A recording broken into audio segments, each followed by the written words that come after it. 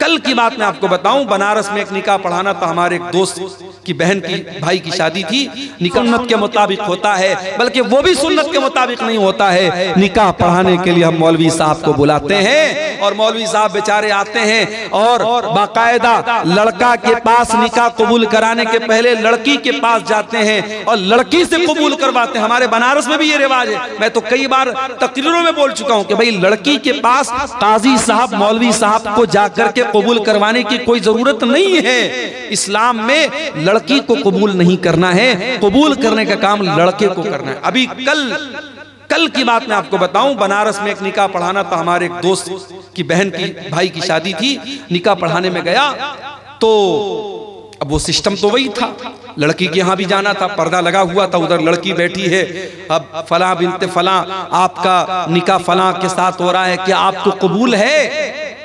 लड़की अंदर से रो रही है, बेचारी तड़प रही है। उसकी माँ समझा रही है, चची लोग समझा रही, बेटा बोल दे बोल दे बोल दे। बड़ी देर के बाद लड़की बोलती हाँ कबूल है। अच्छा भाई, निकाह नामा में लेकर के गया था मैंने, उसमें बता दिया भाई लड़की की यहाँ साइन करा लो, सिग्नेचर करा लो। अब निकाह नामा जब अंदर से आया बाहर तो देखा इतनी बड़ी सी पेन उसके साथ, खूबसूरत सी पेन, उस पर जो है नग वगैरह जड़े हुए हैं और मोर का पंख लगा हुआ है और उस पर इंग्लिश में कुछ लिखा हुआ है। मैंने देखा तो लिखा तो कबूल है, उस पेन के ऊपर लिखा हुआ है कबूल है। तो आजकल ये ड्रामेबाजी चल रही है। दुल्हन के लिए बाकायदा ऐसा दुपट्टा आ रहा है, दुपट्टे पर लिखा रहता फलाने की दुल्हन, अब्दुल्ला की दुल्हन, अब्दुर्रहमान की दुल्हन। यानी जब तक वो बेचारी दुपट्टा नहीं पहनेगी लोग नहीं समझेंगे कि किसकी दुल्हन है, किसी और की दुल्हन समझ लेंगे उसको। अजीब व गरीब तमाशे हो रहे हैं। भी बाबा लोग आते हैं, कोई 10 साल से अपना हाथ ऐसे उठाए हुए है और उसी को बहुत बड़ी इबादत समझ रहा है। कोई नंगा हो करके, मादर जात बरहना है, नंगा है, बदन पर एक कपड़ा नहीं, शर्मगाह नजर आ रही है। औरत आती है, उस नंगे बाबा के आगे सजदा करती है, उसकी शर्मगाह को छू करके आशीर्वाद लेती है और मीडिया वाले उसको कवरेज दे रहे हैं। मेरे प्यारे साथियों, इस मंजर को देख करके इंसानियत भी शर्मा जाए, इंसान भी शर्मा जाए कि ये क्या हो रहा है। शर्मगाह की इबादत हो रही है और इंसान नंगा घूम रहा है और उसको दीन समझा जा रहा है, उसको सवाब समझा जा रहा है। या अय्युहल्लज़ीना आमनु दुखुलू फिस्सिल्मी काफ़ा, ऐ ईमान वालो तुम इस्लाम के अंदर पूरे के पूरे दाखिल हो जाओ।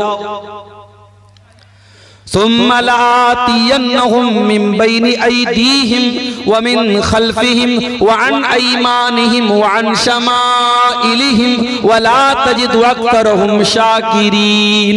ऐ अल्लाह, मैं तेरे ज्यादातर बंदों को बहकाऊंगा। ऐ अल्लाह, आगे से भी बहकाऊंगा, पीछे से भी बहकाऊंगा, दाएं तरफ से भी बहकाऊंगा, बाएं तरफ से भी बहकाऊंगा। ऐ अल्लाह, हर तरफ से तेरे बंदों को बहकाऊंगा। व ला तजिदु अक्तरहुम शाकिरीन, और तेरे ज्यादातर बंदे तेरे नाशुक्रे हो जाएंगे। मूतुन्न इल्ला व अंतुम मुस्लिमून। या अय्युहन्नासु तक़ू रब्बकुमुल्लज़ी खलक़कुम मिन नफ्सिन वाहिदा व खलक़ मिन्हा ज़ौजहा व बत्त मिन्हुमा रिजालन कसीरन व निसाअ वत्तक़ुल्लाहल्लज़ी तसाअलून बिही वल अरहाम इन्नल्लाहा काना अलैकुम रक़ीबा। या अय्युहल्लज़ीना आमनु तक़ुल्लाहा व क़ूलू क़ौलन सदीदा युस्लिह लकुम अअमालकुम व यग़फ़िर लकुम ज़ुनूबकुम व मन युतिइल्लाह व रसूलहु फ़क़द फ़ाज़ फ़ौज़न अज़ीमा। अम्मा बअद फ़इन्न ख़ैरल हदीस किताबुल्लाह व ख़ैरल हदी हदी मुहम्मदिन सल्लल्लाहु अलैहि वसल्लम व शर्रल उमूरि मुहदसातुहा व कुल्ल मुहदसतिन बिदअह व कुल्ल बिदअतिन ज़लालह व कुल्ल ज़लालतिन फिन्नार। अऊज़ु बिल्लाहि मिनश शैतानिर रजीम। बिस्मिल्लाहिर रहमानिर रहीम। या अय्युहल्लज़ीना आमनु दुखुलू फिस्सिल्मि काफ़्फ़ा वला तत्तबिऊ खुतुवातिश शैतान इन्नहु लकुम अदुव्वुम मुबीन। मोहतरम उलमाए किराम, बुजुर्गों और दोस्तों, नौजवान साथियों, माँओं और बहनों, प्यारे बच्चों, आज के इस प्रोग्राम में जो कि बहुत कम वक्त में मुरतब किया गया, तय किया गया और बहुत आनन फानन इस प्रोग्राम की तरतीब बनाई गई। इस प्रोग्राम में आना मेरे लिए बहुत ही मुश्किल हो चुका था, क्योंकि आप जानते हैं इस वक्त फरवरी का महीना है और अक्सर मदरसों में सालाना इम्तिहानात का टाइम चल रहा है। ये वो टाइम होता है जिस टाइम में असातिज़ा को छुट्टी नहीं दी जाती, लेकिन हमारे अजीज मोहतरम नासिर भाई और इसी तरीके से हमारे करीम भाई ने इतना ज़्यादा इसरार किया कि हमें इस प्रोग्राम के लिए वक्त हर हाल में निकालना ही पड़ा। कल रात में नेपाल में था, मैं रात भर का सफ़र करके बाई कार बनारस पहुंचा। सुबह मदरसे में क्लास ज्वाइन किया, फिर मदरसे से दोपहर में निकला स्टेशन के लिए। तकरीबन 4 बजे ट्रेन पकड़ करके फिर पटना पहुंचा। फिर पटना से 4 व्हीलर से, वो भी पूरी स्पीड से भागते हुए आपके बीच में पहुंचा। ये सफ़र जो होते हैं बड़े रिस्की सफ़र होते हैं। जब ड्राइवर पूरी स्पीड से गाड़ी चलाता है तो कभी कभी ऐसा भी होता है कि गाड़ी को कंट्रोल करना भी मुश्किल होता है। कई बार ऐसा हुआ कि जब हम सफ़र में जा रहे हैं, रास्ते में बहुत सारे हादसे भी हमारे सामने दिखते हैं, एक्सीडेंट हो रहे हैं, हादसे हो रहे हैं, लेकिन हम ये समझते हैं कि शायद चूंकि ये सफ़र हमारा अल्लाह के दीन की तबलीग के लिए हो रहा है, इस सफर में पहुंचने के बाद रात के तकरीबन 2 बज रहे हैं, मुझे आपके सामने कुरान पढ़ना है, हदीसें पढ़नी हैं, अल्लाह और उसके रसूल की बातें पेश करनी है। मैं ये समझता हूं वल्लाहु आलम कि ये कुरान और हदीस की बरकत है कि अल्लाह हिफाजत भी करता है, अल्लाह ताकत भी देता है, वरना हमारे बस की बात नहीं है। मेरे साथ हमारे दोस्त लोग बोलते हैं कि हम लोग 1 दिन का सफर करते हैं, हालत खराब हो जाती है, या 24-24 घंटे हो जाते हैं पीठ बिस्तर पे लगाए हुए। लेकिन अल्लाह तबारक व तआला से यही दुआ भी करते हैं कि जब तक जिसमें जान है, ताकत है, अल्लाह ताला कुछ काम अगर ले रहा है तो अल्लाह ताला इसको कबूल भी फरमा ले, और लोगों के दिलों में जो मोहब्बत है, अकीदत है, अल्लाह ताला इसको भी बरकरार रखे और आखिरत में इसको नजात का जरिया बना दे। बस हमारी यही दुआ है, आमीन। मेरे भाइयों, मुझसे पहले आपने मुख्तलिफ उलमा की तकरीरों को सुना। अभी मुझसे ठीक पहले झारखंड की सरजमीन के नौजवान आलिम दीन शेख नूरुद्दीन साहिल साहब, गालिबन मैंने पूरी तकरीर नहीं सुनी, आखिर का थोड़ा सा हिस्सा मैंने सुना, गालिबन वो सहाबे किराम की अजमत पर आपके सामने खिताब कर रहे थे। उनके पहले झारखंड ही की सरजमीन से आए हुए शेख अबुल कलाम सलफी हफिज़हुल्लाह ने क़यामत के ताल्लुक से बहुत सारी बातें आपके सामने रखी। आज मैं आपके सामने जो बात रखना चाहता हूं वो ये समझ लीजिए कि बस कुरान की एक आयत मैंने पढ़ी है, उसी आयत को थोड़ा सा एक्सप्लेन कर देना है, समझा देना है। अगर वो बात हमारी समझ में आ गई तो समझिए कि हमारी तकरीर कामयाब हो गई। तो आइए पहले कुरान करीम की उस आयत का तर्जमा और मतलब देखते हैं जो अभी मैंने आपके सामने खुतबे मसनूना के बाद पढ़ी।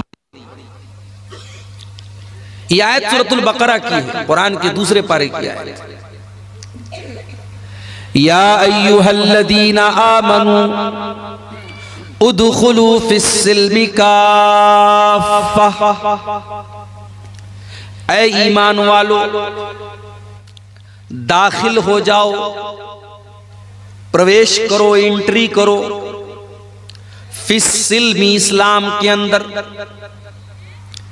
या अय्युहल्लज़ीना आमनू उदखुलू फिस्सिल्मि काफ़्फ़ा, ऐ ईमान वालो तुम इस्लाम के अंदर पूरे के पूरे दाखिल हो जाओ। आप किसी मकान के अंदर दाखिल होते हैं, ऐसा तो नहीं होता कि आपका हाथ मकान के अंदर है और बाकी जिस्म बाहर है, ऐसा तो नहीं होता। आप ऐसा भी नहीं करते किसी मकान के अंदर, किसी बिल्डिंग के अंदर आप दाखिल होते हैं, पैर बिल्डिंग के अंदर है और बाकी बॉडी बाहर है। आप जब भी किसी मकान में प्रवेश करते हैं, किसी घर में दाखिल होते हैं, तो पूरे के पूरे दाखिल होते हैं। अल्लाह रब्बुल आलमीन फरमा रहा है उदखुलू फिस्सिल्मि काफ़्फ़ा, ऐ ईमान वालो तुम इस्लाम के अंदर पूरे के पूरे दाखिल हो जाओ। गोया इस्लाम भी एक बिल्डिंग की तरह है, इस्लाम भी एक घर की तरह है, और इस घर में तुम्हें आधा अधूरा नहीं दाखिल होना है, इस घर में तुम पूरे के पूरे दाखिल हो जाओ।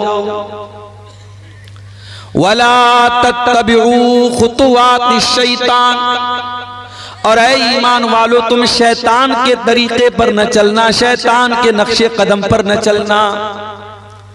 इन्नहु लकुम अदुव्वुम मुबीन, शैतान तुम्हारा सबसे बड़ा दुश्मन है, खुला हुआ दुश्मन है। वो छुप करके दुश्मनी नहीं कर रहा है, खुल करके दुश्मनी कर रहा है।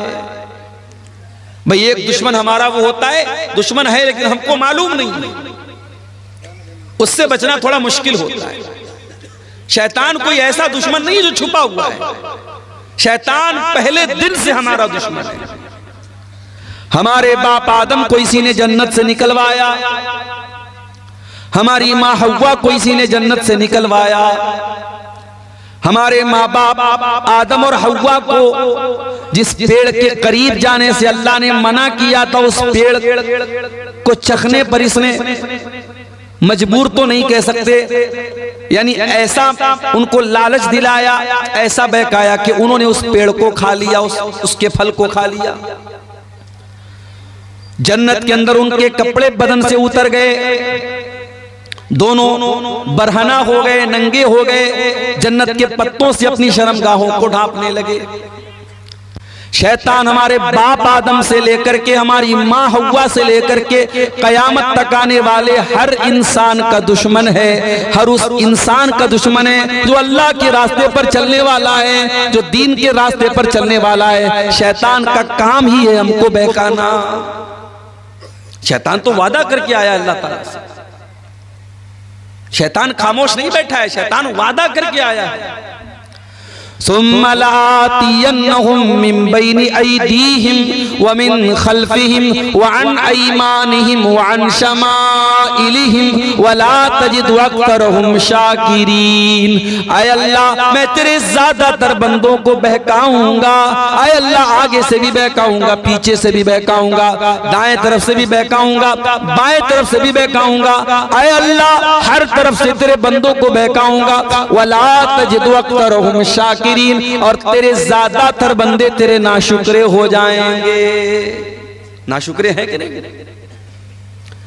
बड़े बड़े पढ़े लिखे लोग हैं, काबिल लोग हैं, वेल एजुकेटेड हैं, वेल क्वालिफाइड हैं, सूरज के आगे हाथ जोड़ रहे हैं, चांद की इबादत कर रहे हैं, पेड़ की इबादत कर रहे हैं, नदी के आगे हाथ जोड़ रहे हैं, सांड को देख करके, गाय को देख करके उसके आगे हाथ जोड़ रहे हैं, गाय का पेशाब पी रहे हैं, गाय का गोबर खा रहे हैं। आपके गुवाहाटी के अंदर औरत की शर्मगाह की मूर्त बनी, उसकी इबादत हो रही है, शर्मगाह की पूजा, शर्मगाह की इबादत हो रही है। इससे बढ़ करके अल्लाह ताला की नाशुक्री क्या होगी? पैदा करने वाला अल्लाह, जिंदगी देने वाला अल्लाह, ऑक्सीजन चलाने वाला, ऑक्सीजन देने वाला अल्लाह, रोजी रोटी का मालिक अल्लाह, और अल्लाह की धरती पर रह करके अल्लाह की ऑक्सीजन में सांसें लेकर के इंसान शर्मगाह की इबादत कर रहा है। इससे बढ़ के नाशुक्री क्या होगी?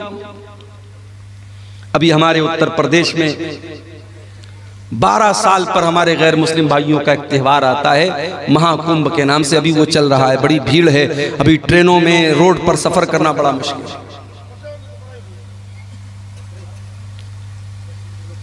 इलाहाबाद के अंदर, प्रयागराज के अंदर सारे देश भर से संत साधु आए हुए हैं। मीडिया वाले खूब कवरेज दे रहे हैं। उसमें ऐसे भी साधु लोग आते हैं, ऐसे भी बाबा लोग आते हैं। कोई 10 साल से अपना हाथ ऐसे उठाए हुए है और उसी को बहुत बड़ी इबादत समझ रहा है। कोई नंगा हो करके, मादर जात बरहना है, नंगा है, बदन पर एक कपड़ा नहीं, शर्मगाह नजर आ रही है। औरत आती है, उस नंगे बाबा के आगे सजदा करती है, उसकी शर्मगाह को छू करके आशीर्वाद लेती है और मीडिया वाले उसको कवरेज दे रहे हैं। मेरे प्यारे साथियों, इस मंजर को देख करके इंसानियत भी शर्मा जाए, इंसान भी शर्मा जाए कि ये क्या हो रहा है। शर्मगाह की इबादत हो रही है और इंसान नंगा घूम रहा है और उसको दीन समझा जा रहा है, उसको सवाब समझा जा रहा है। ये सारे मनाजिर देखने के बाद क्या हमारे और आपके दिल में ये जज्बा पैदा नहीं होता कि ऐ अल्लाह, तेरा बहुत बड़ा करम और एहसान है कि तूने हमें मुसलमान बनाया है। हमारी औकात नहीं थी, हमारी हैसियत नहीं थी कि हम अपनी सूझबूझ से इस दीन को कबूल करते। बड़े बड़े दानिश्वर, बड़े बड़े पढ़े लिखे बुद्धिजीवी लोग इसी मुल्क में रहते हैं, इस्लाम कबूल नहीं कर रहे हैं, तौहीद कबूल नहीं कर रहे हैं। ऐ अल्लाह, हम इस बात की गारंटी कैसे ले सकते थे? ये तो तेरा करम है, तूने हमें मुसलमान बनाया है। कभी गौर करना मेरे प्यारे साथी, हमारे अंदर कोई सुरखाब का पर लगा हुआ है? अल्लाह ने कौन सी ऐसी खास बात हमारे अंदर देखी हमको मुसलमान बना दिया? ये बस उसका करम है, उसकी कृपा है, उसकी रहमत है, वरना हम किस लायक है मेरे प्यारे साथी। इसीलिए जन्नती जब जन्नत में जाएंगे तो क्या कहेंगे? वक़ालुल हम्दुलिल्लाहिल्लज़ी हदाना लिहाज़ा वमा कुन्ना लिनहतदिय लौला अन हदानल्लाह। आए अल्लाह, तेरा करम और तेरा शुक्र है, तूने हमको हिदायत की नेमत से नवाजा, इस्लाम की नेमत से नवाजा। आए अल्लाह, अगर तू हमको हिदायत न देता तो हमें ये हिदायत नहीं मिल सकती थी, हम इस हिदायत को नहीं पा सकते थे। आए अल्लाह, तेरा करम है कि तूने हमको हिदायत से नवाजा। ये अल्लाह का बहुत बड़ा एहसान है मेरे प्यारे साथी। इसीलिए 5 टाइम की नमाज में हम बार बार अल्लाह ताला से क्या दुआ करते हैं? इहदिनस सिरातल मुस्तकीम। आय अल्लाह, तू सिरात मुस्तकीम पर हमको चलाना, अपने सीधे रास्ते पर चलाना, इस्लाम के ऊपर चलाना। सिरातल लज़ीना अनअमता अलैहिम।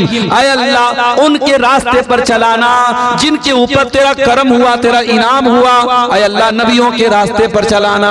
आय अल्लाह, सिद्दीकीन के रास्ते पर चलाना। आय अल्लाह, शुहदा के रास्ते पर चलाना। आय अल्लाह, सालिहीन के रास्ते पर चलाना। गैरिल मग़दूबि अलैहिम वलद्दाल्लीन।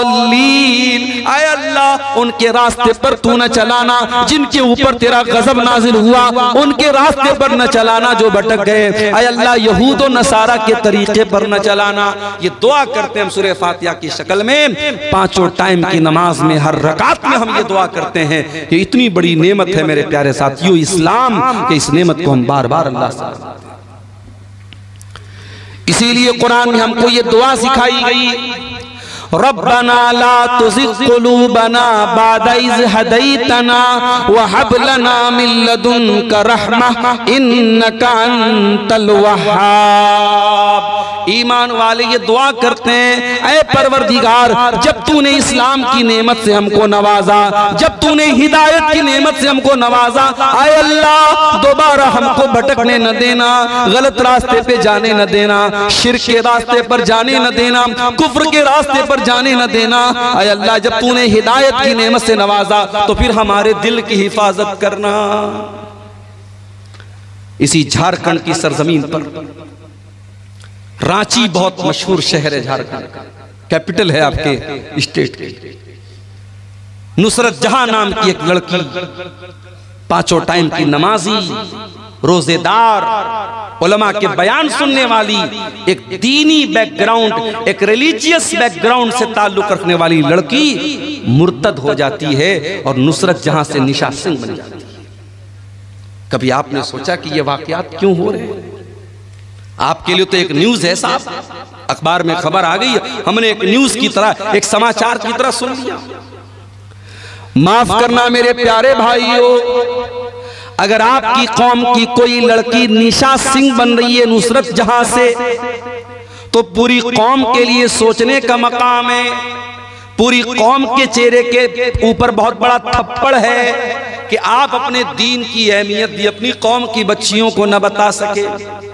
ओ साल में एक बार जलसा करा करके अपनी लड़कियों को दीन सुनाने वालों, तुम्हारी बेटियां अगर दीन की अहमियत को जानती, अगर इस्लाम की नेमत को जानती, तो कोई नुसरत जहां आज निशा सिंह न बनती। इस्लाम को जाना ही नहीं हमने, इस नेमत की कद्र और कीमत को जानती अगर वो औरत, तो कभी मेरे प्यारे साथियों इस्लाम को छोड़ने की जुर्रत न करती।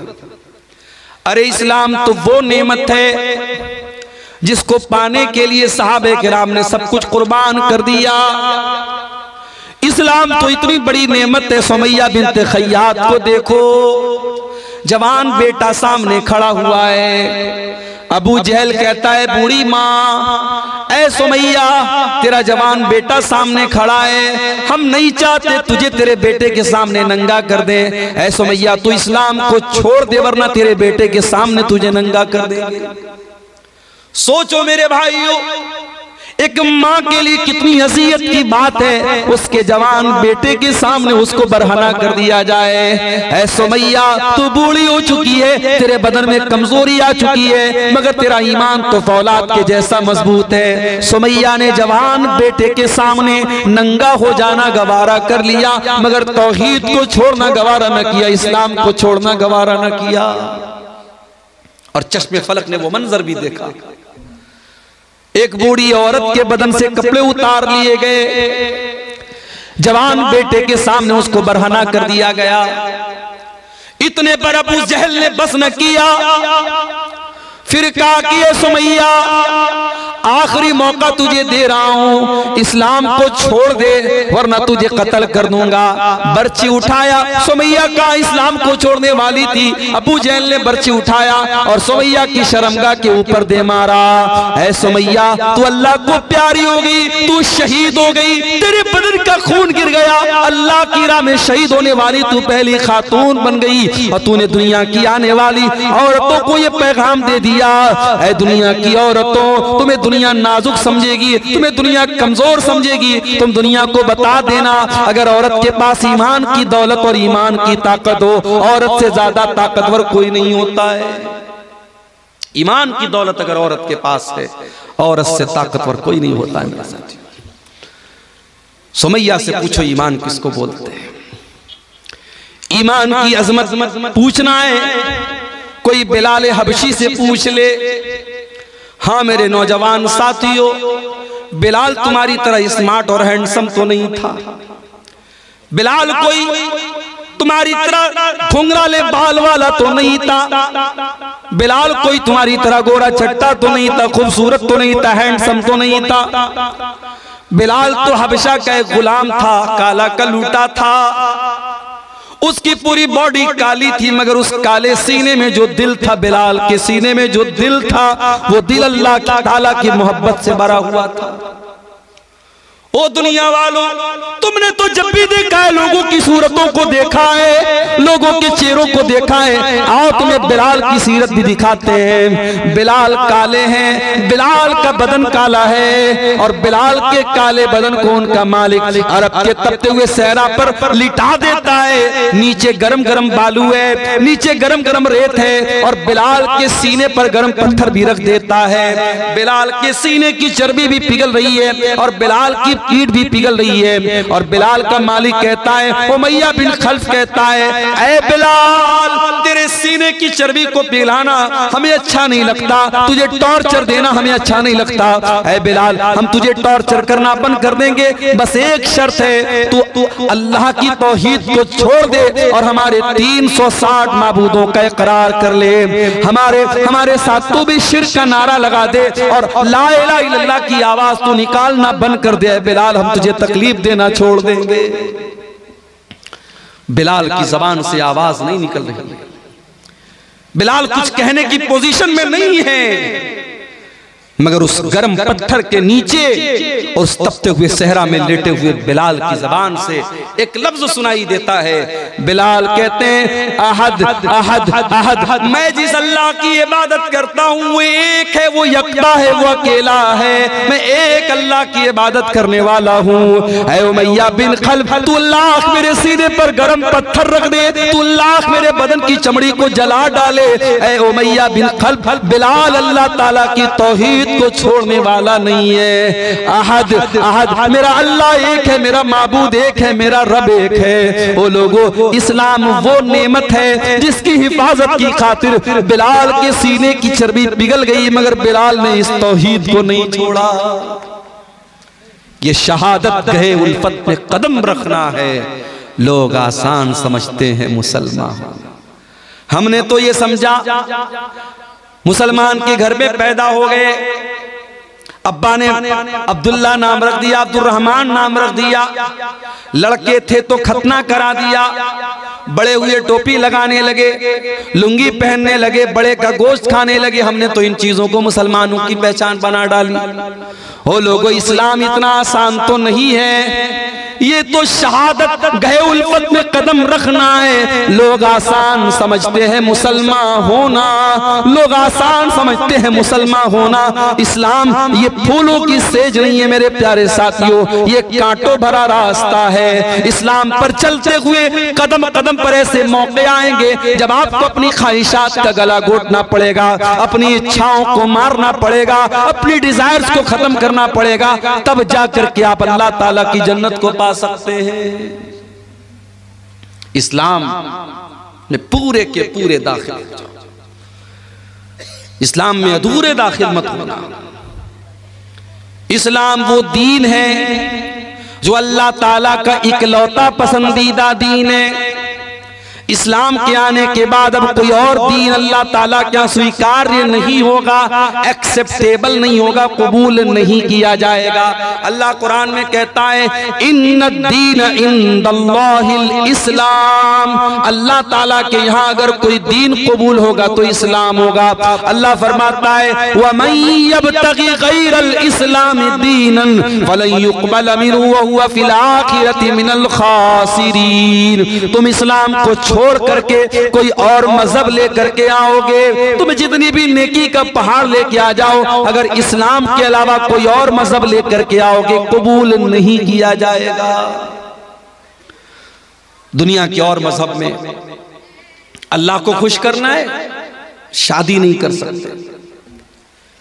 बड़े बड़े ईसाइयों के गिरजाघरों में चले जाओ, वहां आपको ऐसी औरतें मिलेंगी जिनको नन कहा जाता है। ये नन वो औरतें होती हैं जो जिंदगी भर शादी नहीं करती हैं, जो अपने आप को चर्च के लिए खास कर लेती हैं। उनका अकीदा ये होता है, अगर अल्लाह ताला को राजी करना है, खुश करना है, तो हम शादी नहीं करेंगे, हम शौहर के पास नहीं जाएंगे, हम सारी जिंदगी चर्च में रहेंगे। उनको नन कहा जाता है। ये अकीदा है ईसाइयों का। हमारे हिंदू भाइयों क्या एक अकीदा है, अगर आपको ईश्वर को प्रसन्न करना है,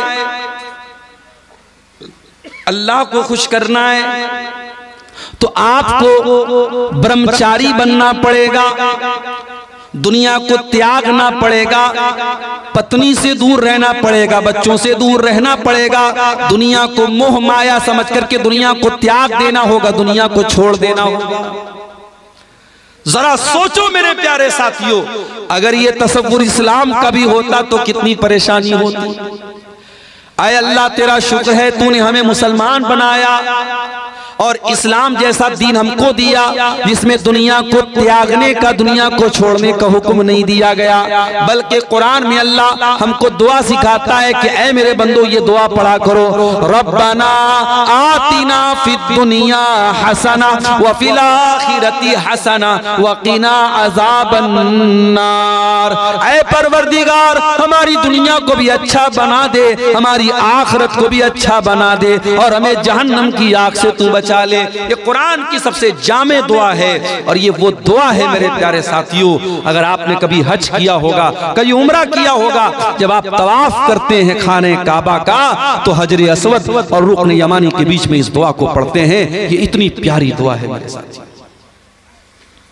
अल्लाह के प्यारे नबी एक दुआ पढ़ा करते थे, किया करते थे, अल्लाहुम्मा अस्लिह ली दीनी अल्लज़ी हुवा इस्मत अमरी। ऐ अल्लाह मेरे दीन को ठीक कर दे क्योंकि मेरे मामले की बुनियाद तो मेरे दीन के ऊपर है। व अस्लिह ली दुनियाया अल्लती फीहा माशी, और अल्लाह मेरी दुनिया को भी ठीक कर दे क्योंकि जिंदगी तो मुझको दुनिया के अंदर गुजारना है। व अस्लिह ली आखिरती अल्लती इलैहा मादी, और ऐ अल्लाह मेरी आखिरत को भी तू ठीक कर दे क्योंकि मरने के बाद लौट करके वही जाना है। वजालिल हयात ज़ियादतन ली फी कुल्li खैर, और ऐ अल्लाह मेरी जिंदगी को ऐसा बना दे कि जिंदगी का हर दिन नेकी में इजाफे का सबब बन जाए, जिंदगी में हर दिन भलाई में इजाफा हो, नेकी में इजाफा हो। वजालिल मौत राहतन ली मिन कुल्li शर, और ऐ अल्लाह जब तुम मौत देना तो ऐसी मौत देना कि हर तकलीफ से, हर शर से मुझको नजात मिल जाए। ये बड़ी जामे दुआ है। अल्लाह के प्यारे नबी ये दुआ पढ़ा करते थे तो हमें ये दुआ सिखाई गई मेरे साथ। हमारे नबी ने शादी भी की, एक साथ आपकी 9 बीवियां थी, सबका हक आप अदा करते थे। आपके कुछ सहाबा ने जब शादी ना करने का इरादा कर लिया, मिसाल के तौर पर एक सहाबी थे, उनका नाम था उस्मान बिन मज़ून रज़ी अल्लाह ताला अन्हु। उन्होंने ये तय कर लिया कि मैं शादी ही नहीं करूंगा, यहां तक कि उन्होंने ये तय कर लिया कि वो अपने टेस्टिकल्स को निकलवा देंगे, अपने खुशियतैन को निकलवा देंगे, यानी मर्द रहने के काबिल ही नहीं रहेंगे, मर्दानगी खत्म कर देंगे, शादी के काबिल ही नहीं बचेंगे। यहां तक उन्होंने इरादा कर लिया। भाई उस जमाने में नसबंदी नहीं होती थी, मेडिकल साइंस का जमाना नहीं था, तो जैसे हम जानवरों को देखते हैं कि जानवरों को खस्सी कर दिया जाता है ताकि फिर जानवर पैदावार बढ़ाने के काबिल न बचे, तो हजरत उस्मान बिन मज़ून ने खस्सी करने का अपने आप को इरादा कर लिया कि मैं इस लायक ही न बचूं कि मैं शादी कर सकूं। अल्लाह के नबी को पता चला, आपने उस्मान बिन मज़ून को बुलवाया, और मैं यहां पर यह वजाहत कर दूं कि ये वो उस्मान नहीं है जो अल्लाह के नबी के दामाद थे, वो दूसरे उस्मान है। ये गलतफहमी मत पाल लीजिएगा। वो उस्मान बिन अफ़्फ़ान थे जो नबी के दामाद थे, ये दूसरे हैं। इनका नाम उस्मान बिन मज़ून था, इनके अब्बा का नाम मज़ून था। ये अल्लाह के नबी के पास आए, नबी ने पूछा क्या है उस्मान, मुझे ऐसा ऐसा पता चला है। कहा अल्लाह के नबी सही पता चला है। आपने फरमाया कि ऐ उस्मान, अतब तकी रहबानियतन, क्या तुम ये चाहते हो कि इस्लाम को छोड़ करके तुम रहबानियत अपना लो? ऐ उस्मान, मेरे दीन के अंदर रहबानियत नहीं है। ऐ उस्मान, मैं अल्लाह का नबी हूँ, लेकिन कान खोल करके सुन लो। उमिरतु अन अनामा व अकूमा, मुझे अल्लाह ने हुक्म दिया है मैं रात में आराम भी करता हूँ और रात में नमाज भी पढ़ता हूँ। व असूमा व उफ्तिर, मैं रोजा भी रखता हूँ और कभी कभी रोजा नहीं भी रखता हूँ, मैं कंटिन्यू नफिल रोजा नहीं रखता हूँ। और अल्लाह ने मुझको हुक्म दिया है मैं निकाह भी करता हूँ, मेरी बीवियां भी है और यही मेरा तरीका है। फमन रगीबा अन सुन्नती फलैसा मिन्नी, जो मेरे तरीके से हटेगा उसका मुझसे कोई ताल्लुक नहीं है। इस्लाम इतना प्यारा दीन है, रडुआ बन करके कोई जिंदगी गुजारे, कोई शादी न करे, कोई बगैर जोड़े के रहे, इस्लाम की तालीम नहीं है। इस्लाम हुक्म देता है अपने लड़कों और लड़कियों की शादी कराओ। कोई लड़का, कोई मर्द बगैर बीवी के न रहे, कोई औरत बगैर शौहर के न रहे। ये इस्लाम की तालीम है मेरे प्यारे।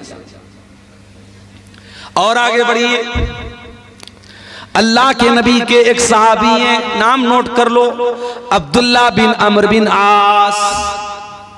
नबी के सहाबा में 4 अब्दुल्ला बहुत मशहूर हैं। नहीं मालूम के दुआ वालों को शायद, उलमा को शायद पता है, बल्कि यकीनन पता होगा। अवाम की बात अगर कहूँ, रात रात भर तकरीर सुनने वालों को भी नहीं पता होगा। नबी के सहाबा में 4 अब्दुल्ला बहुत फेमस है, बहुत मशहूर हैं। अब्दुल्ला बिन उमर, अब्दुल्ला बिन मसूद, अब्दुल्ला बिन अमर बिन आस और अब्दुल्ला बिन अब्बास। ये 4 अब्दुल्ला बहुत मशहूर है साहबा। इनको अबादिले अरबा कहा जाता है, 4 अब्दुल्ला। इसमें से एक सहाबी अब्दुल्ला बिन अमर बिन आस हैं, वो भी सहाबी, उनके अब्बा भी सहाबी, बाप भी सहाबी, बेटा भी सहाबी। हजरत अब्दुल्ला बिन अमर बिन आस बहुत बड़े सहाबी हैं, बहुत नेक इंसान है, रात रात भर नमाज पढ़ने वाले इंसान है, दिन में कंटिन्यू नफिल रोजा रखने वाले इंसान है। उनकी शादी हो गई। शादी के कुछ दिनों के बाद जब बहू को ससुर ने देखा कि बहू न बालों में कंघी कर रही है, न चेहरे पर पानी फेर रही है, चेहरा भी अजीब सा बना हुआ है, बाल भी बिखरे पड़े हैं, तो ससुर ने बहू से पूछा कि क्या बात है, ऐसी तूने हालत क्यों बना के रखी है? भाई ससुर को तो पर्दा नहीं करना है ना। अच्छा, ससुर आ गया तो बहू क्या करती है, जल्दी से अपने चेहरे पर घूंघट डाल देते। ससुर आ गया और देवर आ गया तो तब कभी नहीं घूंघट डालती। देवर से पर्दा नहीं है, जेठ से पर्दा नहीं है, ससुर से पर्दा है। ये अजीब और गरीब सिस्टम हमारे यहाँ है। जबकि ससुर तो गैर महरम नहीं है, महरम है वो। ससुर बाप के दर्जे में, अगर ससुर के सामने घूंघट नहीं भी डालेगी, अगर सीने पर दुपट्टा है तो भी चलेगा, लेकिन देवर से तो पर्दा करना है। देवर से पर्दा नहीं करेगी, ससुर से करेगी। तो यहां बहू को देखा ससुर ने कि बहू का चेहरा बड़ा उतरा हुआ है। कहा है मेरी बच्ची क्या बात है, नई नवेली दुल्हन तो बड़ा सज संवर करके रहती है, क्या बात है, तेरे बाल क्यों बिखरे पड़े हैं, तेरा चेहरा क्यों बिखरा पड़ा है, क्या बात है? कहा है अब्बा जान, आपका बेटा तो रात में नमाज पढ़ता है, दिन में रोजा रखता है, आपके बेटे को बीवी से कोई मतलब ही नहीं है। हजरत अमर बिन आस समझ गए क्या मसला है। डायरेक्ट बेटे को बोलना मुनासिब नहीं समझा। अल्लाह के रसूल सल्लल्लाहु अलैहि वसल्लम के पास आए, आए अल्लाह के नबी, मेरे बेटे की नई नई शादी हुई है और ये हाल है, बीवी का हक अदा नहीं कर रहा है, बीवी के पास भी नहीं जाता है, रात रात भर नमाज पढ़ता है, दिन में रोजा रखता है। आपने बुलाया हजरत अब्दुल्ला को, आए अब्दुल्ला, अलम उखबर अन्नका तक़ूमुल लैल व तसूमुन नहार। आए अब्दुल्ला, मुझे पता चला है तुम रात रात भर नमाज पढ़ते हो, क्या सही खबर है? हाँ अल्लाह के नबी, सही बात है। आए अब्दुल्ला, मुझे पता चला है तुम दिन में कंटिन्यू रोजा रखते हो, क्या सही खबर है? हाँ अल्लाह के नबी, सही खबर है। आए अब्दुल्ला, कल तक अकेले थे, आज शादी हो चुकी है, बीवी तुम्हारे घर आ चुकी है। अय अब्दुल्ला कान खोल करके सुन लो, देखो मुझे देखो, मैं नमाज भी पढ़ता हूँ और रात में आराम भी करता हूँ, मैं रोजा भी रखता हूँ और कभी कभी रोजा नहीं भी रखता हूँ, मैं कंटिन्यू नफिल रोजा नहीं रखता हूँ और मैंने निकाह भी किया है। अय अब्दुल्ला इन्ना लिअयनिका अलैका हक्का व इन्ना लिज़ौजिका अलैका हक्का व इन्ना लिरब्बिका अलैका हक्का। अय अब्दुल्ला तेरे शरीर का भी तेरे ऊपर हक है, तेरी बीवी का भी तेरे ऊपर हक है, तेरे रब का भी तेरे ऊपर हक है। अय अब्दुल्ला अल्लाह का हक भी अदा करो, बीवी का हक भी अदा करो, मेहमान का हक भी अदा करो और अपने शरीर का भी हक अदा करो। सबका हक दो, सबको सबका हक दो। ये है इस्लाम की खूबसूरती और ये है इस्लाम की तालीम। मेरे प्यारे साथियों, वो प्यारा दीन हमें और आपको मिला है, मगर हमने क्या किया?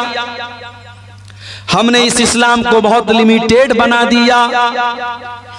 मस्जिद के अंदर आए, अल्लाहु अकबर, हाथ कहां बांधा? सीने पर बांधा। क्यों बांधा? अब्दुल गफ्फार साहब नमाज में हाथ कहां बांधना है? अब्दुल गफ्फार साहब ने हदीस पढ़ के सुनाई, अल्लाह के नबी सीने पर हाथ बांधते थे, आपने बराबर सीने पर हाथ बांधा।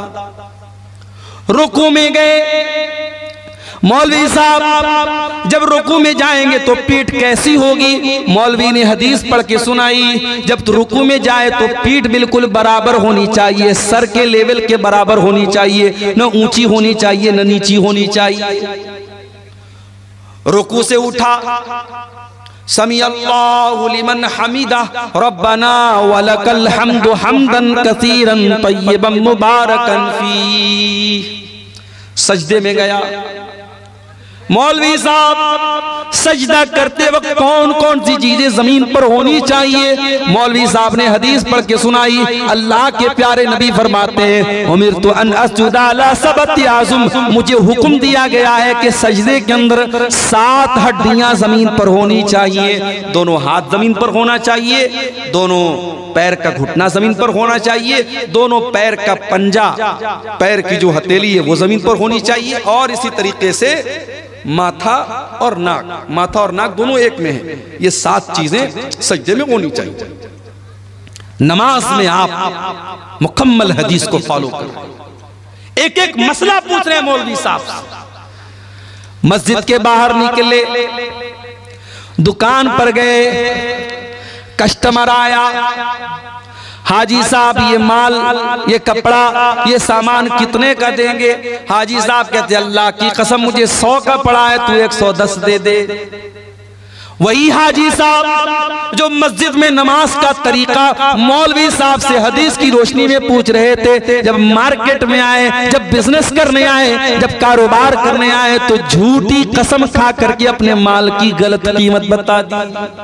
ओ लोगों, तुमने ये क्यों समझ लिया कि इस्लाम तुम्हारे कारोबार पर अप्लाई नहीं होता? इस्लाम कारोबार से बाहर किसी चीज का नाम है। ओ लोगों, इस्लाम एक मुकम्मल ज़ाबिते हयात का नाम है, इस्लाम एक मुकम्मल लाइफ स्टाइल का नाम है। इस्लाम अगर आपको नमाज पढ़ने का तरीका बताता है तो इस्लाम आपको कारोबार करने का तरीका भी बताता है। जब आप बिजनेस करेंगे, कारोबार करें, अल्लाह के नबी ने फरमाया कि वहां झूठ नहीं बोलना है, वहां धोखाधड़ी नहीं करना है, वहां किसी हराम माल का बिजनेस नहीं करना है। कारोबार करने का भी आपको तरीका बताया गया।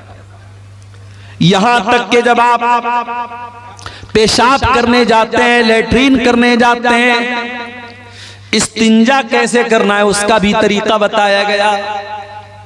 घोड़े और कुत्ते की तरह खड़े होकर के पेट की जिप खोल करके कहीं पर भी पेशाब कर लेना और शर्मगाह को न धुलना, इस्तिंजा न करना, माफ करना, ये मुसलमान का तरीका नहीं है, ये जानवरों का तरीका है, मुसलमान का तरीका नहीं है।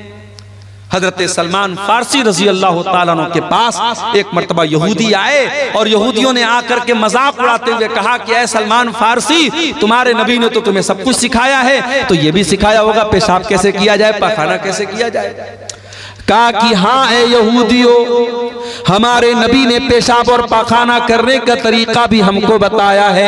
अमरना अल्लाह नस्तकबिल क़िबलत वला नस्तदबिरहा, हमारे नबी ने हमें हुक्म दिया है जब इस्तिंजा करने बैठे तो किबला की तरफ, पश्चिम की तरफ ना चेहरा करें न पीठ करें। और हमारे नबी ने हमको मना किया कि 3 से कम ढेले के जरिए इस्तिंजा न करें। और हमारे नबी ने मना किया कि हम गोबर या हड्डी से इस्तिंजा न करें। ये 3 हुक्म हमारे नबी ने तो हमें पेशाब और पाखाना करने का दिया है। गोया यहूदी तो मजाक उड़ाने के लिए आए थे, मगर सलमान फारसी ने जवाब दे दिया कि ऐ यहूदियों, तुम सही कह रहे हो, हमारे नबी ने हमारे लिए कोई चीज नहीं छोड़ी। हमारे नबी ने हमें पेशाब और पाखाना करने का तरीका भी हमको बताया। शादी हो गई आपकी, बीवी के पास आपको मिलने जाना है।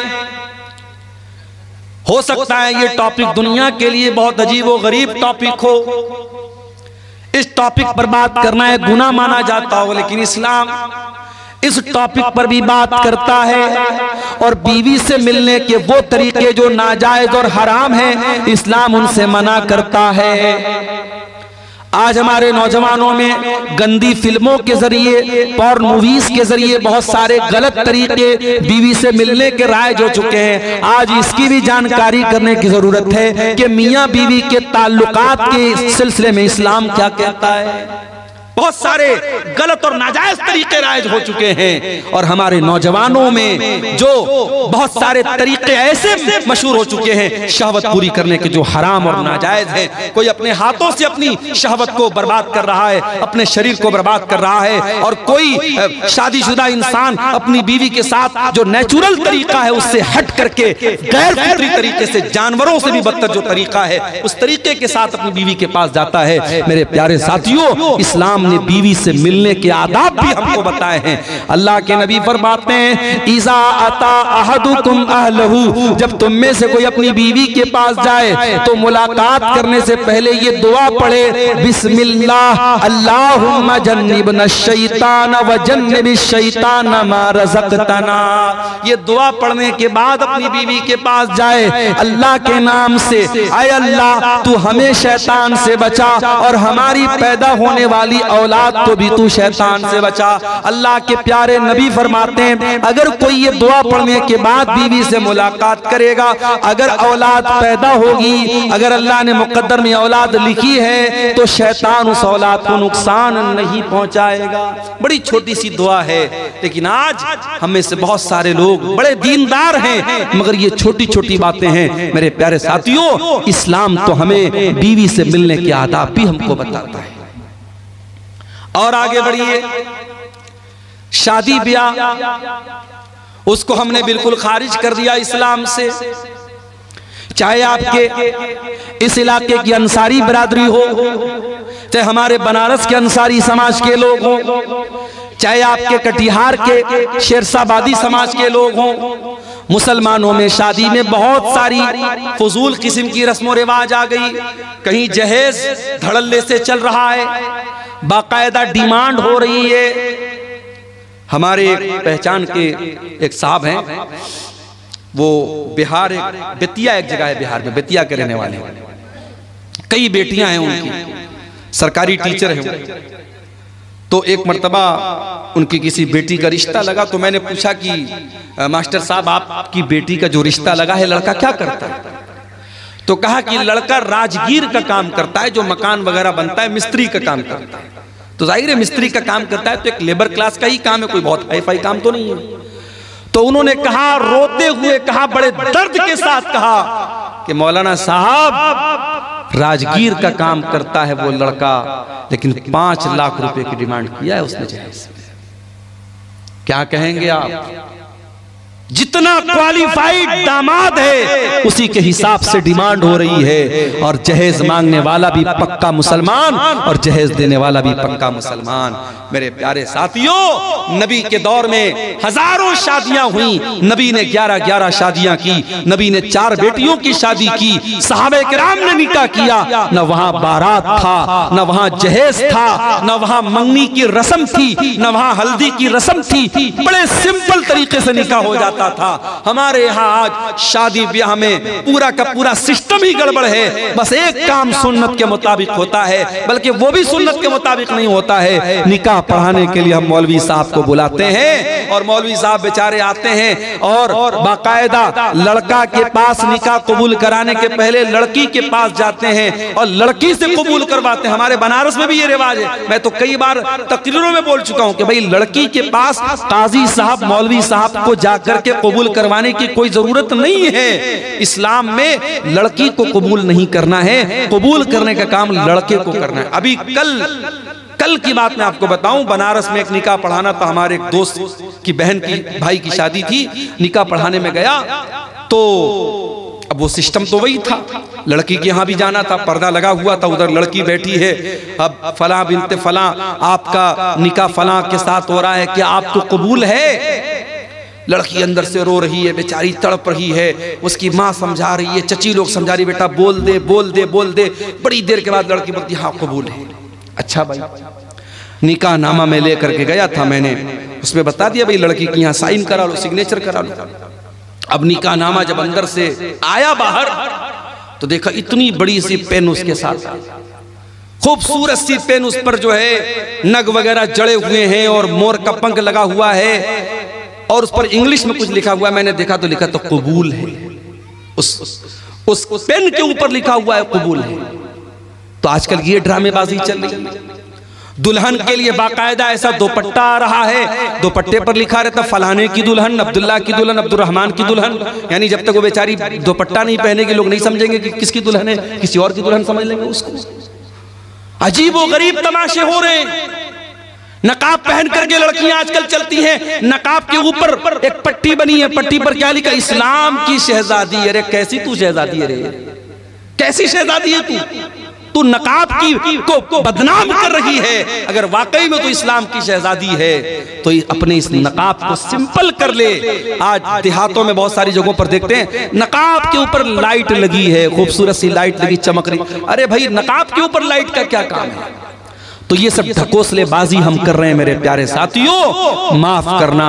इस्लाम इन ढकोसलेबाजियों का नाम नहीं है। इस्लाम बड़ा सिंपल दीन है। दूसरे के तरीके पर और दूसरों के नक्शे कदम पर चलने की कोशिश मत करो मेरे प्यारे साथियों। अल्लाह के नबी ने फरमाया लतत्तबिउन्ना सुनन मन कान क़ब्लकुम शिब्रम बिशिब्रिन व ज़िराअम बिज़िरा। ऐ मेरी उम्मत के लोगों, तुम अपने से पहले के लोगों के तरीके पर चलोगे। अगर वो एक बालिस्त चले तो तुम भी एक बालिस्त चलोगे, अगर वो एक हाथ चले हैं तो तुम भी एक हाथ चलोगे। हत्ता लौ सलकू जोरज़बिन लसलक्तुमू। अगर तुमसे पहले के लोग किसी जानवर के बिल में चले जाएंगे तो तुम भी बिल में चले जाओगे। अंधी तकलीद दूसरों की करने की वजह से आज हमारी कौम मेरे प्यारे साथियों बर्बाद हुई। और आगे बढ़िए, इस्लाम में पूरे के पूरे दाखिल हो जाओ।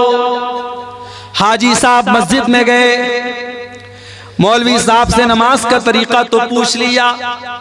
मस्जिद के बाहर आए, अपने सगे भाई की जमीन को हत्या करके बैठ गए, अपने पड़ोसी की जमीन पर नाजायज कब्जा करके बैठ गए। ओ हाजी साहब, ये जमीन आपके साथ तो नहीं जाएगी दुनिया से। ओ मेरे भाई, जिस दिन तुम मर जाओगे ये सारी जमीन तो दूसरों की हो जाएगी, ये सारा माल तो दूसरों का हो जाएगा। सब ठाट पड़ा रह जाएगा जब लाद चलेगा बंजारा। कब्र की 2 गज जमीन के अंदर सबको जाना है, सब छोड़ के जाना है। ये जमीनें यही रह जाएंगी, ये जायदादें यही रह जाएंगी, ये खेत खलियान यही रह जाएगा, ये तिजोरियां यही रह जाएंगी, ये बैंक बैलेंस दूसरों के नाम हो जाएगा। मेरे प्यारे साथियों, जब आप कब्र के अंदर जाएंगे, जितने भी नेक हों, जितने भी नमाजी हों, जितने भी दीनदार हों, ये कब्र आपको दबोचेगी, ये कब्र आपको पकड़ेगी, ये कब्र आपको के ऊपर तंग हो जाएगी। नबी के सहाबी थे साद बिन मुआज रजी अल्लाह तआला अन्हु, इंतकाल हो गया। नबी के इतने बड़े सहाबी इंतकाल हो गया कि अल्लाह के नबी ने उनके इंतकाल के मौके पर फरमाया इहतज़ल मौतु लिसाद इब्न मुआज। आज आज साद इब्न मुआज का इंतकाल हुआ है। आज इनके इंतकाल पर अल्लाह का अर्श भी हिलने लगा है। इनके जनाजे में 70,000 फरिश्ते जमीन पर उतरे थे। इनका बदन भारी भरकम था। जब जनाजा उठाया गया तो जनाजा बड़ा हल्का मालूम हो रहा था। बाज मुनाफिकों ने कहा कि अरे जनाजा तो बड़ा हल्का मालूम हो रहा है। अल्लाह के प्यारे हबीब ने फरमाया इन्ना लहू हमलतन गैरुकुम, ऐ मेरे सहाबा ये साद बिन मुआज का जनाजा है। इसके जनाजे में फरिश्ते भी शामिल हैं। इनके जनाजे को फरिश्तों ने उठा के रखा है। इतने बड़े सहाबी थे साद बिन मुआज रजी अल्लाह ताला। साद बिन मुआज को कब्र में उतारा जाने लगा। सहाबे किराम भी साइड में खड़े हैं। अल्लाह के प्यारे नबी भी कब्र के पास खड़े हैं। जब जनाजे को कब्र में उतारा जाने लगा, अचानक अल्लाह के नबी के चेहरे की रंगत बदल गई। अल्लाह के नबी के चेहरे पर डर तारी हो गया, आपके चेहरे पर खौफ तारी हो गया और आपने 3 मरतबा फरमाया सुबहान अल्लाह, सुबहान अल्लाह, सुबहान अल्लाह, अल्लाहु अकबर, अल्लाहु अकबर, अल्लाहु अकबर। आपने 3 मरतबा तकबीर पढ़ी, 3 मरतबा तस्बीह पढ़ी। सहाबा ने भी तस्बीह पढ़ी, सहाबा ने भी तकबीर पढ़ी। सहाबा ने कहा अल्लाह के नबी क्या बात है, आप क्यों घबराए से लग रहे हैं, क्यों आप 3 मरतबा तस्बीह पढ़ रहे हैं, क्यों आप 3 मरतबा तकबीर पढ़ रहे हैं। आपने फरमाया ऐ मेरे सहाबा तज़ायक़ाला साहिबिकुम अल कब्र, तुम्हारे इस साथी की कब्र इनके ऊपर तंग हो गई। इनकी कब्र ने इनको दबोचा था, इनकी कब्र ने इनको पकड़ा था और जितनी देर इनकी कब्र ने इनको पकड़ा था, ऐ मेरे सहाबा मैं भी डर गया और मैंने अल्लाह की तस्बीह पढ़ी, अल्लाह की तकबीर पढ़ी। ऐ मेरे सहाबा इन्ना लिल कब्रि ज़ग़ततन लौ नजा मिन्हु अहदुन लनजा साद इब्न मुआज, अगर कब्र के दबोचने से कोई बच जाता तो साद बिन मुआज बच जाते। हो लोगो, जब नबी का सहाबी नहीं बचा, हमारी और आपकी क्या हैसियत है। ओ नमाजियों, ओ तहज्जुद पढ़ने वालों, ओ रोजा रखने वालों, ओ कुरान पढ़ने वालों, ये कब्र तो तुमको भी पकड़ेगी, ये कब्र तो तुमको भी दबोचेगी। ओ लोगो, उस कब्र की जिंदगी के बारे में कभी सोचो, कभी उसकी तैयारी करो। ये नाजायज की जायदादें, ये नाजायज जमीनें, ये नाजायज दौलत दूसरे लेके चले जाएंगे, दूसरे मौज मस्ती करेंगे और तुम कब्र में उसकी सजा झेलोगे। ये कोई फायदे का सौदा नहीं है, ये घाटे का सौदा है मेरे साथ।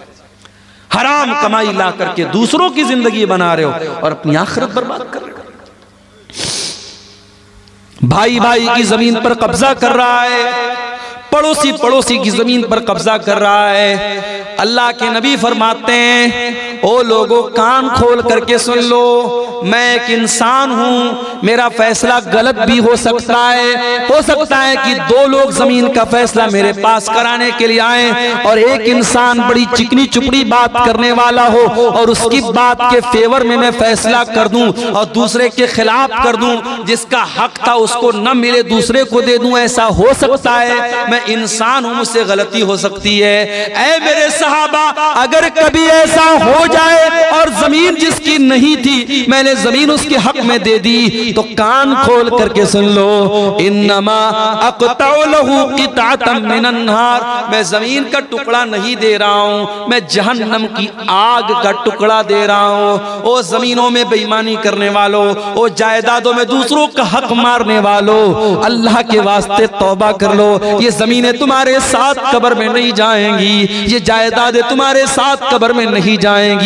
ये बड़े घाटे का सौदा है। कल कयामत के दिन अल्लाह के पास जाओगे, जिसकी जमीन को हड़पा था, जिसकी जायदाद पर नाजायज कब्जा किया था, जिसके खेत पर नाजायज कब्जा किया था, जिसकी जमीन पर नाजायज कब्जा किया था, वो आकर के कहेगा आय अल्लाह ये मेरा पड़ोसी है, ये मेरा भाई है, ये मेरा रिश्तेदार है, आय अल्लाह इसने मेरी जमीन को नाजायज तरीके से हड़प लिया था।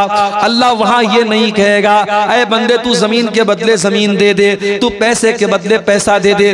दुनिया में पैसे के बदले पैसा दे सकते हो, जमीन के बदले जमीन दे सकते हो। अल्लाह के यहाँ करेंसी चेंज हो जाएगी। सऊदी अरब में इंडिया का पैसा नहीं चलता, पाकिस्तान में इंडिया का पैसा नहीं चलता, बांग्लादेश में टका चलता, इंडिया का पैसा नहीं चलता, रियाल सऊदी अरब में रियाल चलता, इंडिया का पैसा नहीं चलता। ओ लोगों, कयामत के दिन की करेंसी क्या होगी? वहां दुनिया का पैसा नहीं चलेगा, वहां दुनिया की जमीन नहीं नहीं चलेगी। वहां अगर किसी का हक मारा है तो आपको अपनी नेकी देना पड़ेगा, आपको अपनी नमाज देना पड़ेगा, आपको अपना रोजा देना पड़ेगा, आपको अपना सदका खैरात देना पड़ेगा, आपको अपनी ज़कात देनी पड़ेगी। और जब सारी नेकी खत्म हो जाएगी और फिर भी कोई लाइन में खड़ा है, अय अल्लाह इसने मेरा भी हक मारा है, मेरी जमीन पर भी कब्जा किया है, मेरे साथ भी ज़्यादती की है, अल्लाह के नबी फरमाते हैं कि फिर सामने वाले के गुनाह इसके ऊपर लादे जाएंगे और जो इंसान दुनिया से बहुत सारी नेकी लेकर के आया था वही इंसान गुनाहों से लदा हुआ जहन्नम की आग में फेंक दिया जाएगा।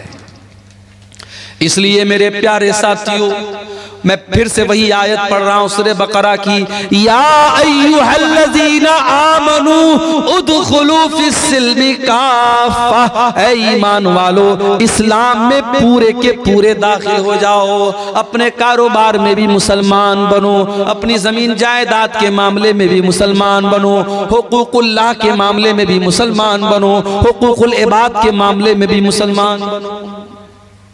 अगर बाप हो एक अच्छे बाप बनो, बेटे हो एक अच्छे बेटे, शौहर हो एक अच्छे शौहर हो, सारे गांव के लिए बहुत अच्छे हो, बीवी से कभी प्यार से बात नहीं करते, अरे तू कैसा नबी का मानने वाला है, तेरे नबी अपनी बीवियों के नखरे उठाया करते थे, बीवियों के साथ हंसी मजाक किया करते थे। अल्लाह के प्यारे नबी फरमाते हैं, खैरुकुम खैरुकुम ले अहलिही वाना खैरुकुम ले अहली, ओ लोगो तुम में सबसे बेहतरीन इंसान वो है जो अपनी बीवी के लिए अच्छा है और मैं अपनी बीवी के लिए सबसे अच्छा हूँ। प्यारे नबी अपनी बीवियों के लिए सबसे अच्छे थे। ओ लोगों अच्छे शौहर बनो, अच्छे बाप बनो।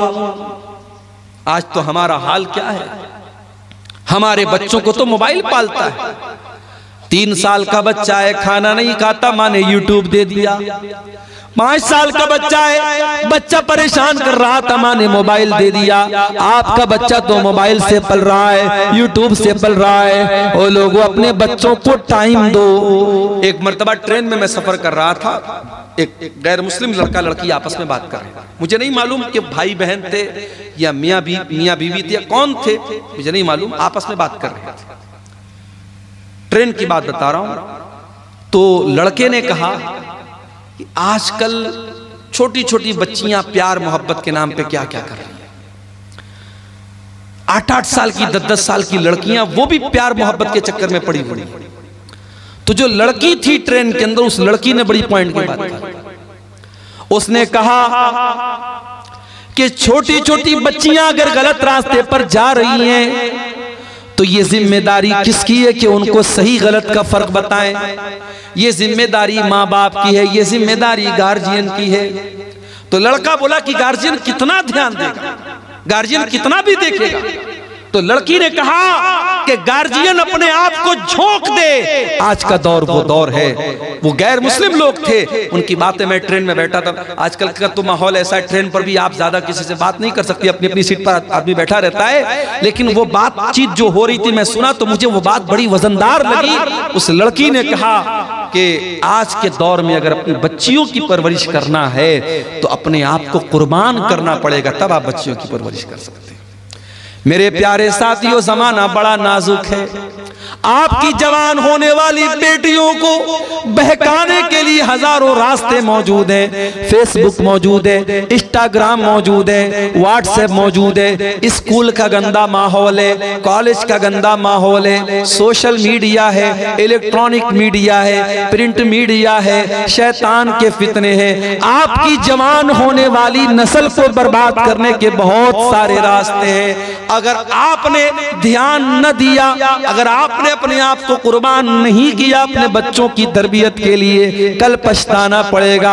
अगर आपने आज ध्यान न दिया, कल बहुत सारी नुसरत जहां ऐसी सामने आ जाएंगी जो निशा सिंह बन जाएगी। आपकी मुसलमान लड़कियां बड़ी तेजी के साथ मुर्तद हो रही हैं। मैं झारखंड में गांव-गांव जाके कह रहा हूं, मैं बिहार के गांव-गांव जाके कह रहा हूं, ओ लोगों अपनी औरतों को दीन पहुंचा दो। साल में एक बार जलसा कराने से काम नहीं चलेगा, बार बार सुना सुनाओ, बार बार बताओ, किताबों का मुताला करवाओ, पढ़ाओ लिखाओ। अपने गांव में लड़कियों का इदारा अगर है तो उस इदारे की कदर करो, अपनी बच्चियों को इदारों में पढ़ाओ, अपनी औरतों को सही पर्दा कराओ, अपनी मस्जिदों में औरतों का इंतजाम कराओ और जुमा के खुतबे में ये सुनिश्चित करो, ये यकीनी बनाओ कि हर जुमा के खुतबे में औरतें भी आपकी मस्जिद पर आए। ये 1 साल का जलसा करा लेने से, जो जलसे में भी क्या होता है, कुछ औरतें बेचारी पिंडाल में बैठी हैं, कुछ औरतें बैठ करके वहां बाहर मार्केट में कुछ खा रही हैं, पी रही, कुछ मटर गश्ती कर रही हैं, कुछ इधर टहल रही हैं, कुछ उधर टहल रही हैं। ये कोई आप मस्जिद से बड़ा बेहतरीन माहौल कहीं नहीं हो सकता। जुमा के खुतबे में आधा घंटा की तकरीर सारे लोग सुकून से वजू करके सुनते हैं। अगर आपके घर की औरतें जुमा का खुतबा सुनेंगी, मैं बार बार ये बात तकरीरों में कहता हूँ, साल में 52 जुमा का खुतबा होता है। अगर आपके घर की औरतें 52 मरतबा जुमा में जाएंगी, इंशाअल्लाह दीन की बहुत सारी मालूमात वो लेकर के जाएंगी। तरबियत के लिए टाइम निकालना पड़ेगा मेरे साथी। इसीलिए अरबी का एक शायर कहता है, लईसल यतीम मन इंतहा अबवाहु मिन हम्मिल हयाती व खल्लफाहु जलीला। अरे यतीम वो नहीं है जिसके माँ बाप दुनिया से चले गए हो। इन्नल यतीम हुवल्लज़ी तल्का लहू उम्मन तखल्लत औ अबम मशगूला। अरे यतीम तो वो बच्चा है जिसकी माँ के पास समय नहीं है, जिसके बाप के पास टाइम नहीं है, जो अपने बच्चों की तरबियत के लिए वक्त नहीं निकालता है। इसलिए मेरे अजीजों, अपने बच्चों की तरबियत के लिए वक्त निकालो। इस्लाम में पूरे के पूरे दाखिल हो जाओ। एक अच्छे बाप बनो, एक अच्छे शौहर बनो, एक अच्छे मुरब्बी बनो, ताकि आपकी आने वाली नस्लें दीनदार बने। ये समाज के फितरों से अगर अपनी आने वाली नस्लों को बचाना है, मेरे अजीजों, अपने आप को नेक और दीनदार बनाओ। जब तक हम खुद दीनदार नहीं बनेंगे, अपने बच्चों को दीनदार नहीं बना सकते। बीड़ी पीने वाला बाप अपने बच्चों को बीड़ी से नहीं मना कर सकता। गाली बकने वाला बाप अपने बच्चों को गाली देने से नहीं रोक सकता। बेपर्दा रहने वाली माँ अपनी बेटियों को पर्दा करने की तालीम नहीं दे सकती। अगर अपनी औलाद को सुधारना है तो पहले माँ बाप को खुद सुधरना पड़ेगा, माँ बाप को अपनी इस्लाह करनी पड़ेगी। मेरे अजीजों, आइए हम अल्लाह से दुआ करें, रब्बुल आलमीन हमें कहने सुनने से ज्यादा अमल करने की तौफीक अता फरमाए। रब्बुल आलमीन जिस इदारे की तरफ से आज का ये प्रोग्राम हुआ है, और जैसा कि मुझे नासिर भाई वगैरह ने बताया कि बहुत कदीम इदारा है और बहुत अच्छे तरीके से ये इदारा चल रहा था, बीच में कुछ ऐसे हालात आए हैं, इदारे को आपकी तवज्जो और आपके जो है इस पर तवज्जो देने की जरूरत है। हम अल्लाह से दुआ करते हैं, अल्लाह ताला इस इदारे को मजीद तरक्की अता फरमाए। रब्बुल आलमीन हमें अपने बच्चों को सही इस्लामी तरबियत और तालीम देने की तौफीक अता फरमाए। अल्लाह जब तक दुनिया में जिंदा रखे, इस्लाम पर जिंदा रखे और हम सब का खात्मा ईमान पर हो। आमीन व आखिर दावाना अनिल हम्दुलिल्लाहि रब्बिल आलमीन। वस्सलामु अलैकुम व रहमतुल्लाहि व बरकातुहू।